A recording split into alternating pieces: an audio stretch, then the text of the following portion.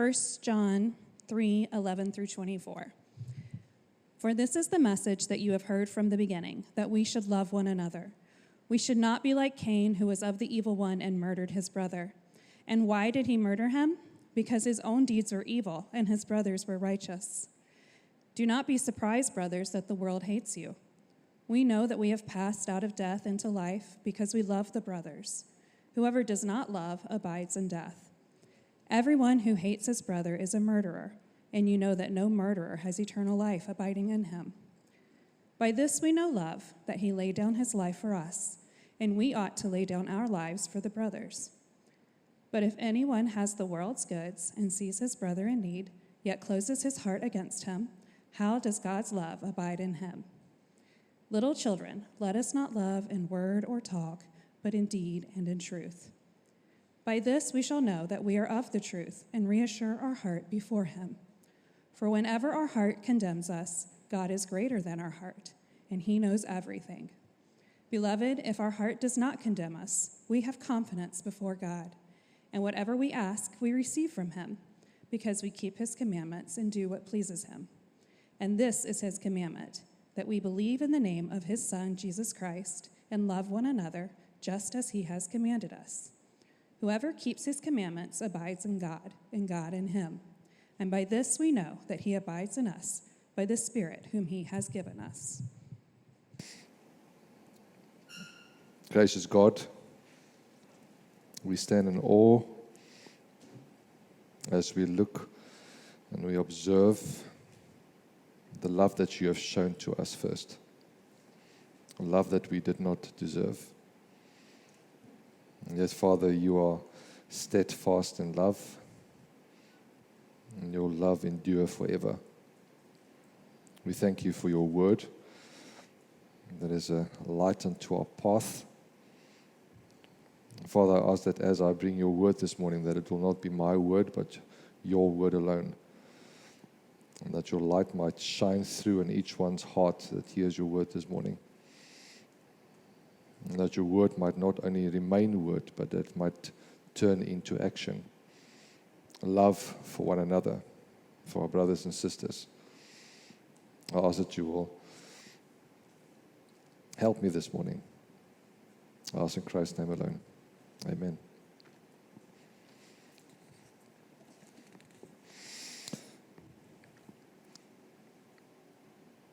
So we've learned from 1 John as we've gone through the book of 1 John for some time now.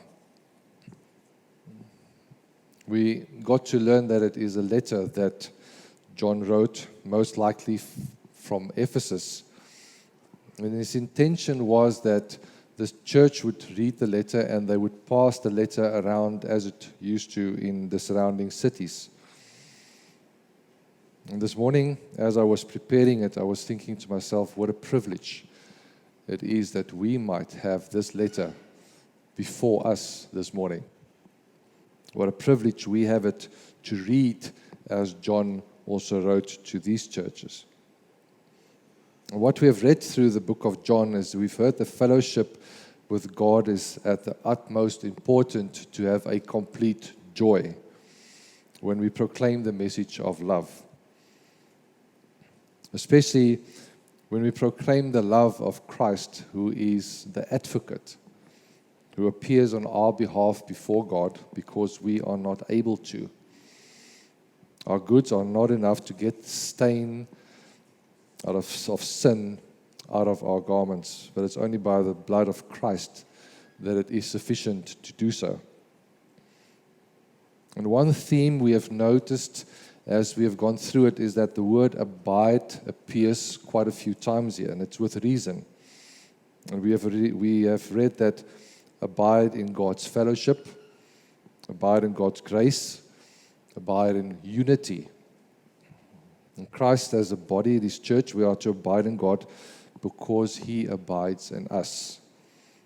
And because we abide in him and him in us, we have therefore the confidence to go to God and call out, Abba, Father. And knowing who our Father is we know the confidence we have, but it's also to others to see who your Father is. And one thing is clearly that sets the Christian life apart from that of others is the true action of love. Not forced, not demanded, not by obligation. We see that love is not to be or try to be holy for a month during the course of the year, but as a Christian lifestyle, we freely, sacrificial, and willingly, 365 days a year, act according to love. John writes here that it's a love that is active.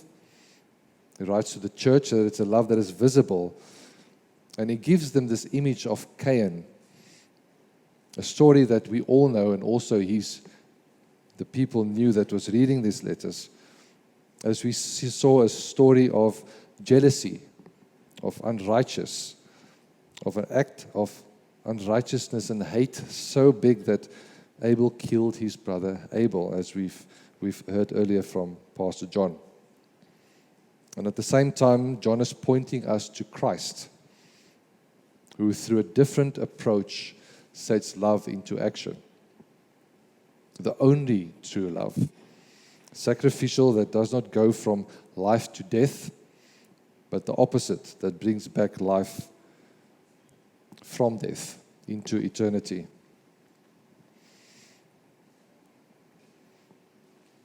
And therefore, we'll have three main points that we'll be looking at this morning. The first one is true love apart from hate, verses 11 to 15.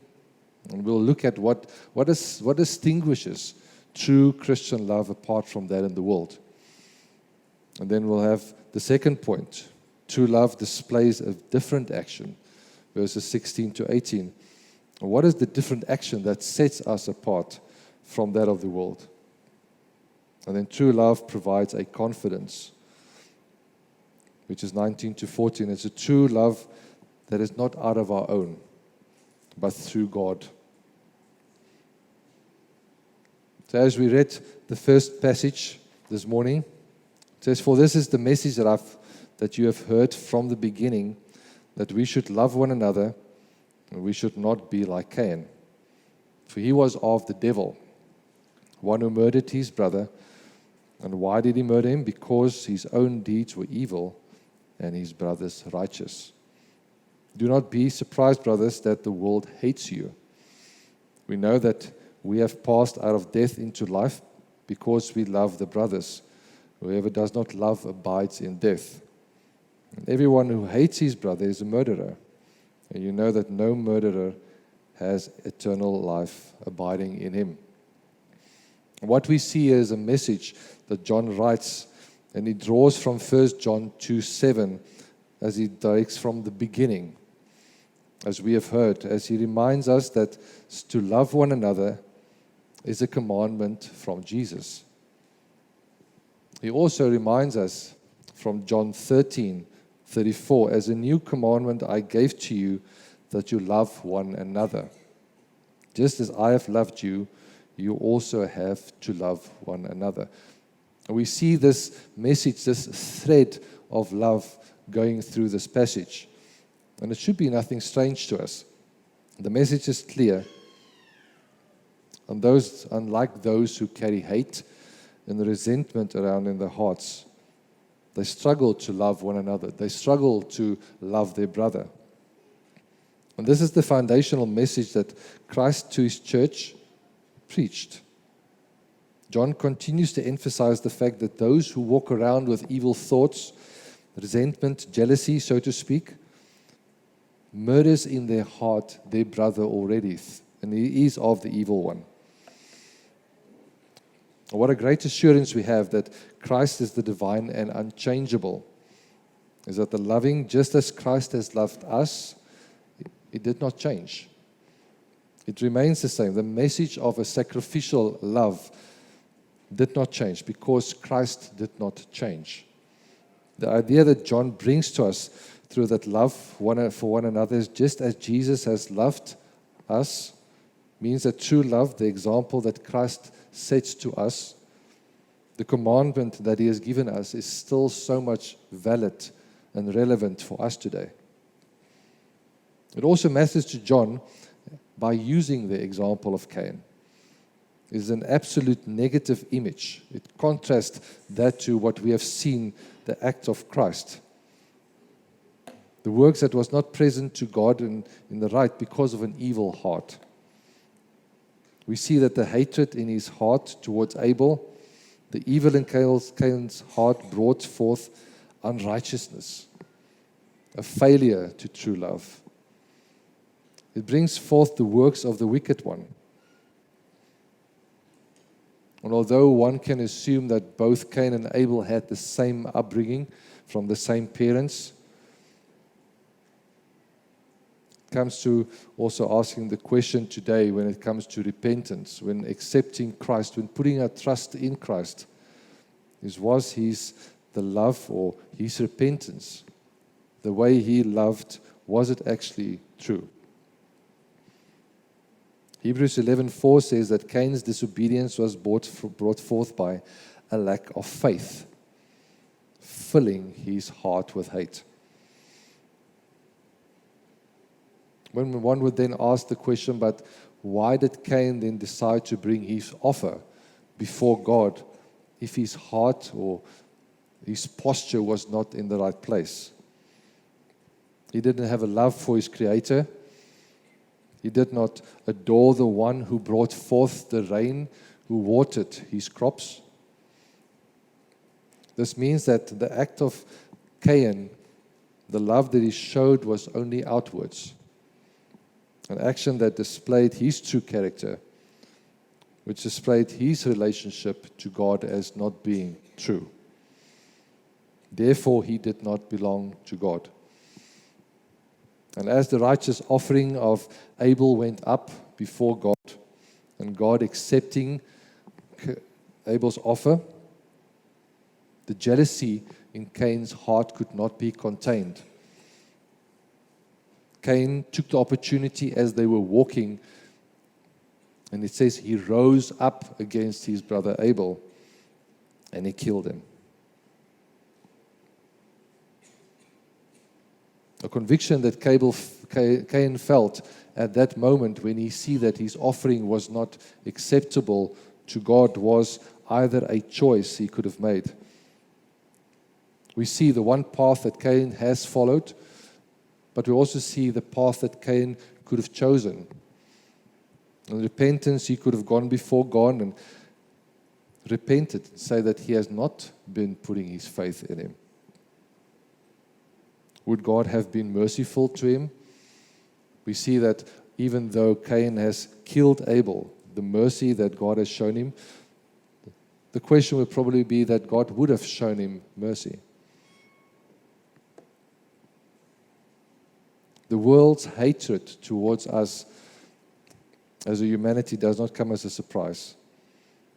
And therefore, the example of an unrighteous act and a jealousy towards the righteous, and as John uses Cain, should be a lesson. It's difficult for them to understand how a God so faithful to sinners can love them so deeply. It's difficult for them to understand how a God so steadfast in love can remove our sins, our iniquities, as far as the east is from the west. It's difficult for them to see that when we act out of love, it's not a love only outwards, but it's a love that comes from a deep flow of God as He fills our hearts. John says, we know we have passed out of death into life. How does we know it? It's when it says that we have a love for our brothers.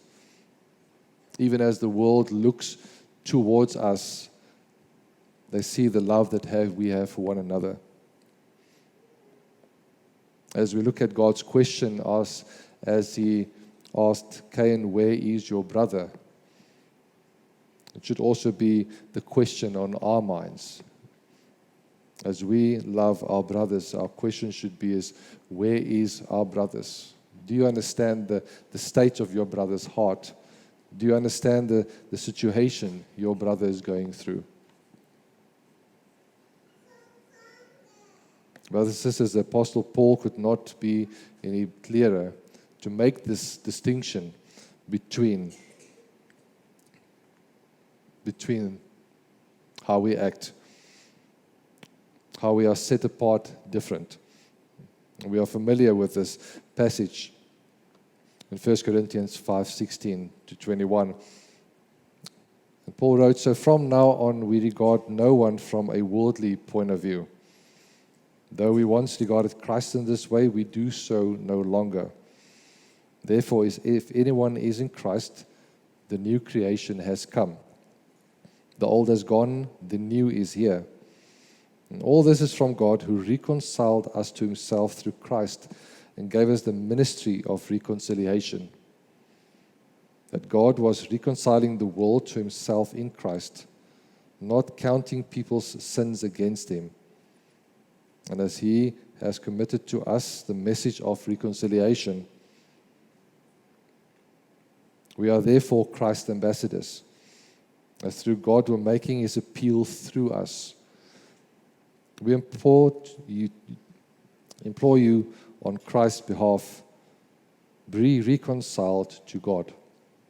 God made him who had no sin to be sin for us, so that in him we might become the righteousness of God." When you truly put faith in Christ as the one who was made sin to be sin for us, so that in him your righteousness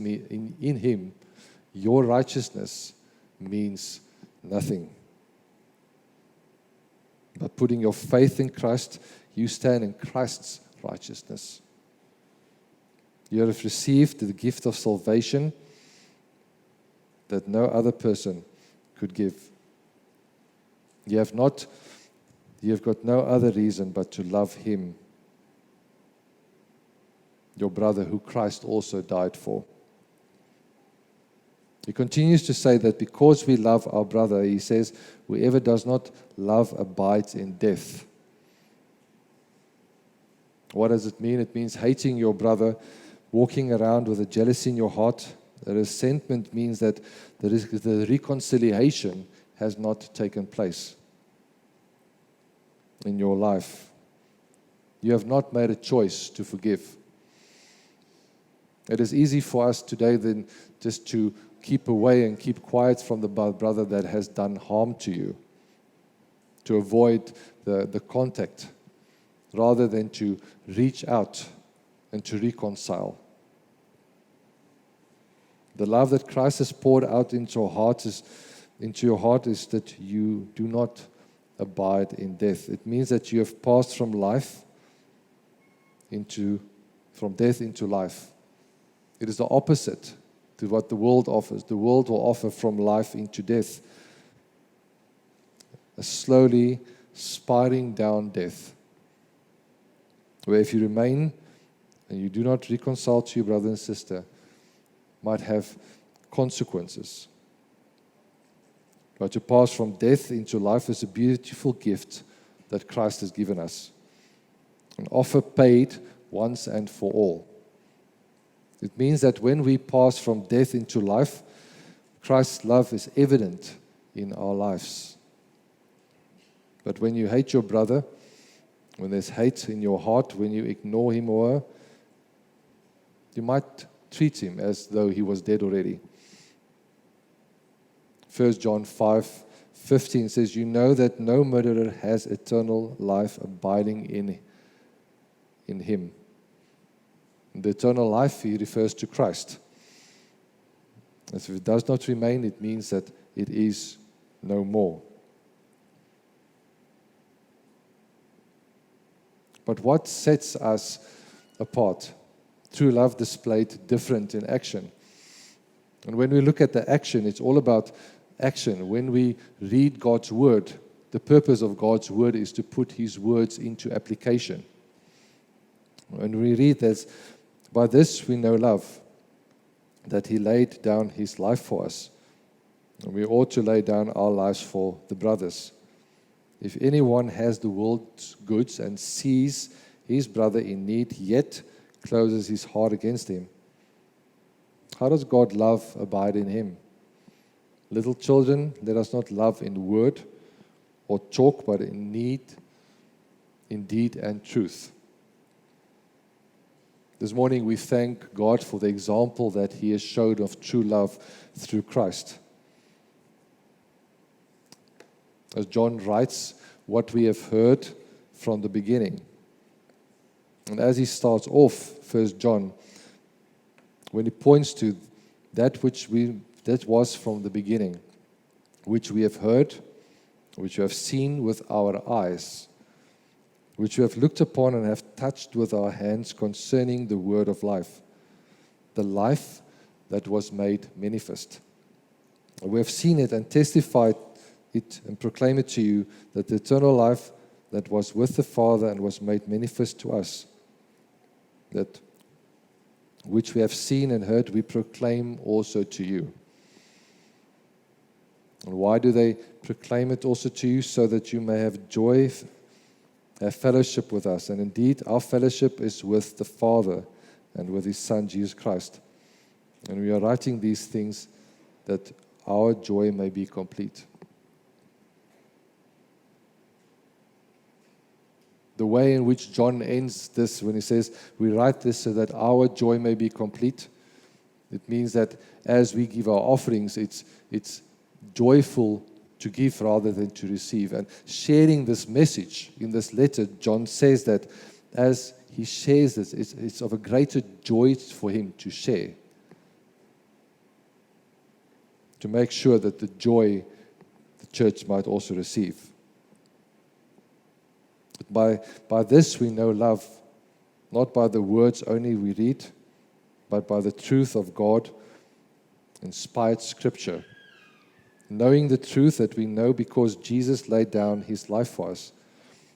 And what does it mean when we say Jesus has laid down his life for us? Is that it was the ultimate action, the ultimate example of how true followers of Christ react when they lay down their lives for his or her friend, meaning we ought to lay down our lives for each other. Jesus Christ set the example, the ultimate example, by laying down his life, meaning believers should do likewise, ready to sacrifice for their brothers and sisters. It was not an action of unconditional favor. It was an action of unconditional favor. A love so true that it could be felt. As the centurion stood by as Christ breathed out his last breath, there's no other way that the centurion could only do but to confess.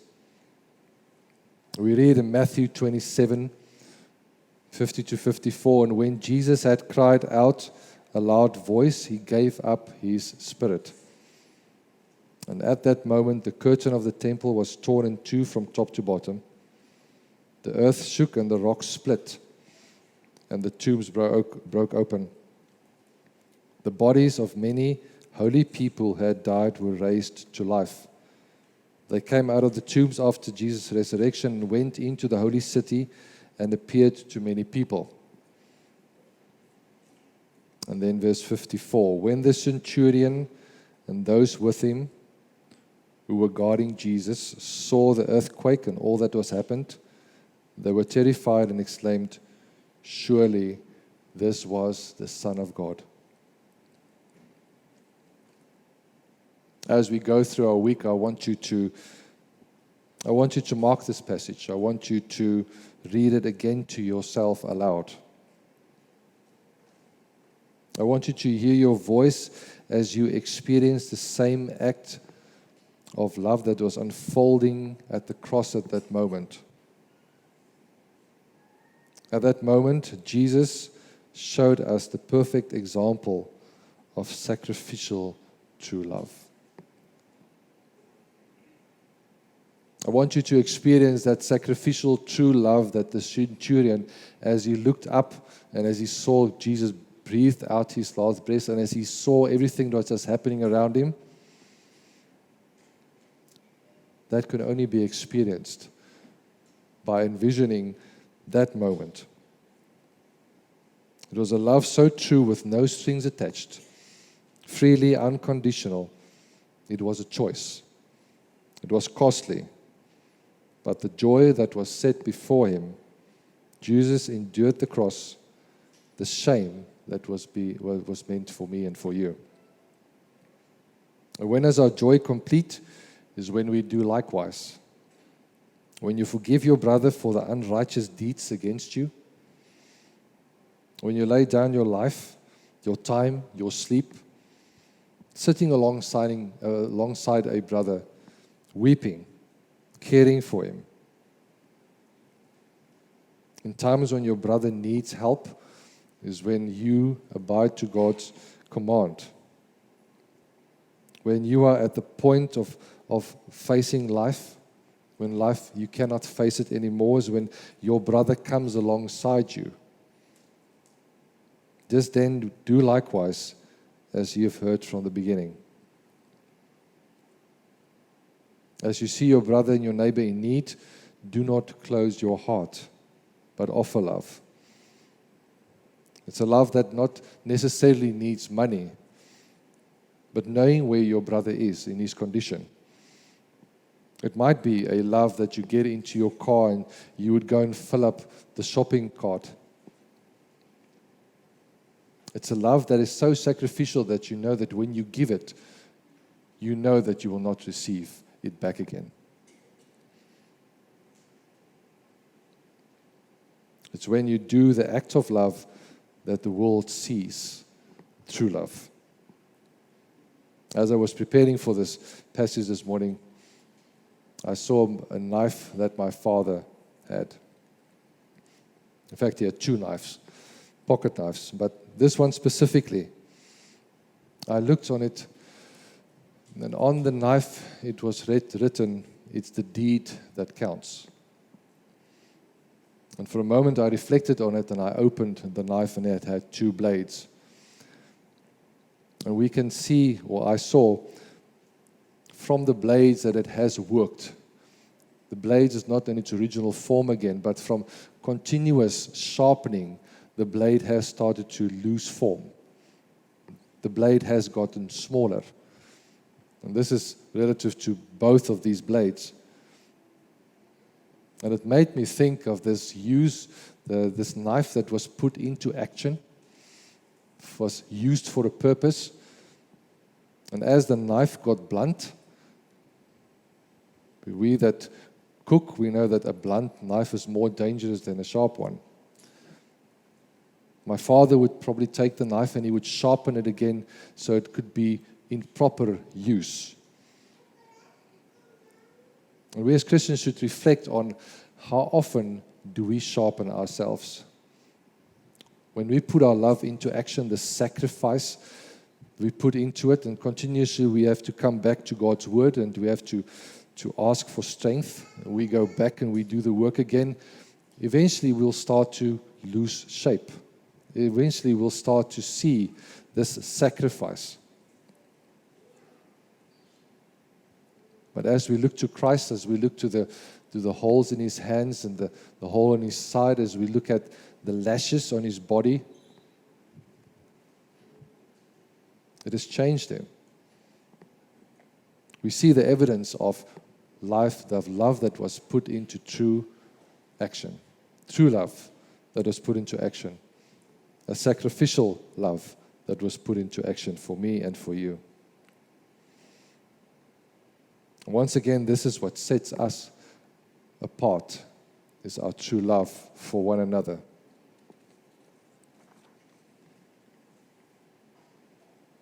And once we get to that part, we can in confidence draw near to God, a true love that provides confidence.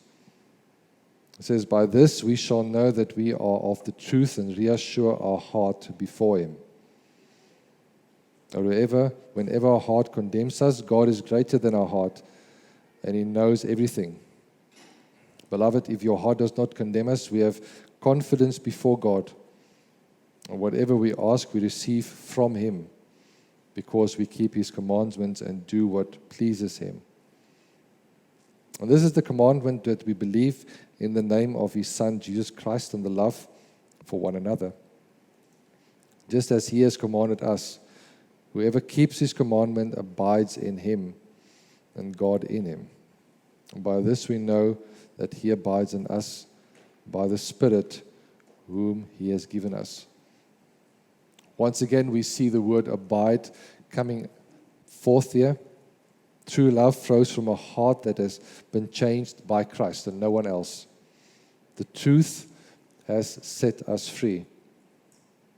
Your heart overflows with a joy that you cannot contain, in contradiction to an unrighteous heart that Cain felt. The action that we display with confidence because we know that Christ has done and has done before us to show us how we should do that. You may have the assurance which brings us back to 1 John 1 verse 6 to 7, where it says, if we proclaim we have fellowship with him and yet we walk in darkness, we lie and do not live out the truth. But if we walk in the light as he is in the light, we have fellowship with one another. And the blood of Jesus, his Son, purifies us from all sin. Fellowship with God gives us a precious confidence that as his children we can ask, and he is faithful to listen. And Paul spoke about this in Romans 8:16 when he says, the Spirit himself bears witness to our spirit that we are children of God, and we should not neglect to remember that. But we should also not neglect to know that when we ask God, we should trust in his sovereign will that he will do what is right for us. When we have fellowship with God, brothers and sisters loving each other becomes a natural action, a fountain that overflows and a love that you cannot contain. It means that you believe in Christ, you obey Christ, and you love others. And therefore, John points us to the commandments that Christ has given us. What does it mean? It means that we have to believe in God when things are not going the way you would like them to go. Things that we cannot understand when it goes the way with a brother. And you ask the question, but God, why is it happening to my brother? It's when we have to obey even when it's tough for us to go and sit alongside this brother. When we display the love for one another. And God expects us to do that and nothing less. Doing the right things will not come naturally. But we ask God to strengthen us and to show us grace. To resolve yourself to do what is right, even when it is difficult. So when we love each other and when you love your brother and when you do not keep this resentment and hate within you, you have the confidence that Christ has gone before. As he was hanging on the cross, the resentment was one of the sins that was put upon him. But the act of love overshadowed the resentment, the hate. The word commandments and command are constant themes that we see repeated here. God gives us a command to obey 2 commandments. Believe in his Son, Jesus Christ, and to love one another. This is how we know that we abide in God, when God pours out his love into our hearts through fellowship. When he abides in you, these commandments becomes evident in your life. For one that has not put his trust in Jesus as his Lord and Savior, as his Redeemer, there is still time.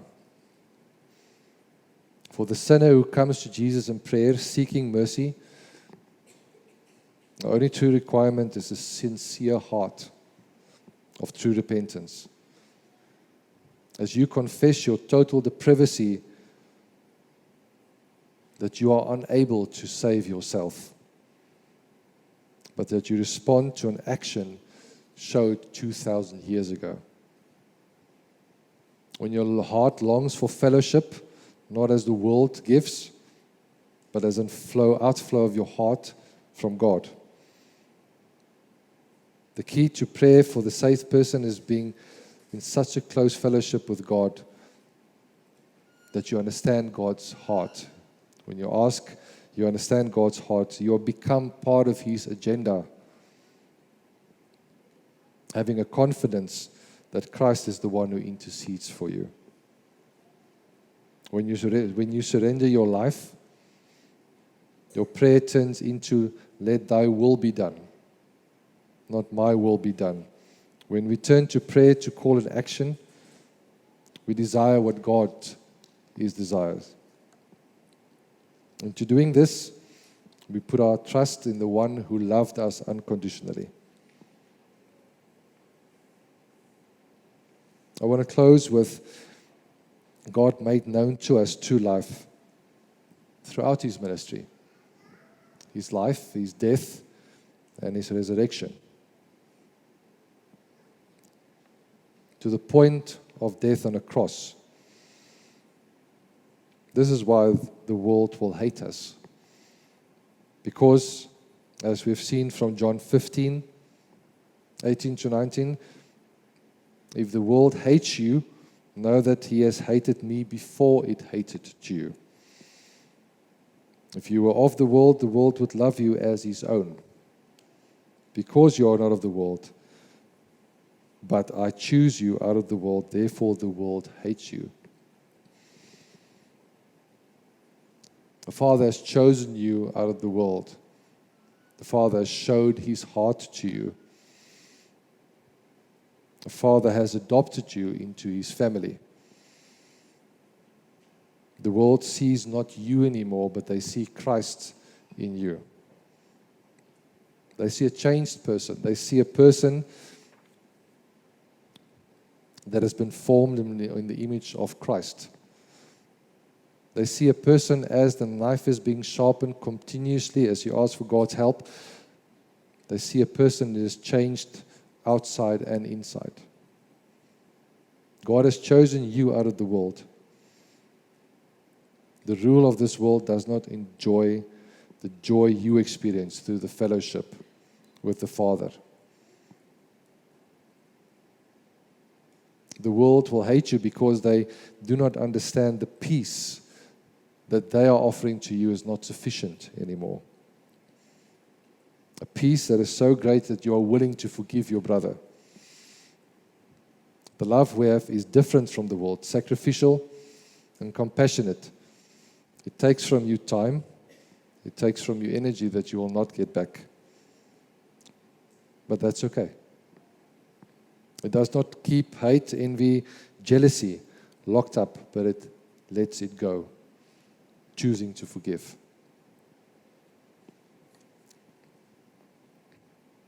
In a while, we'll come to the Lord's table. Remembrance of the Lord's Supper and remembrance of the love Christ showed to us, commanding us to do likewise until He returns. Choosing to forgive the filthiest sinner, the act against you, these things are not easy, but they are possible. Because God is greater. When your heart is trying to point you to something else, God is greater. We thank God this morning that Christ has made known to us true love. A love so great that even a sinner can experience. A love that calls us into action. A love that commands us to do likewise. Let's pray. Heavenly Father, we thank you that through your Son, Jesus Christ, you have made known to us true love. We struggle to understand how God so great can have a love for a sinner. And yet we are thankful this morning that you are the one that washes us clean. And as Christ breathed out his last breath, the penalty of sin was paid through an act of true love. Father, help us to live out this true love as we imitate Christ, and that the world might know who you are. In Christ's name we ask. Amen.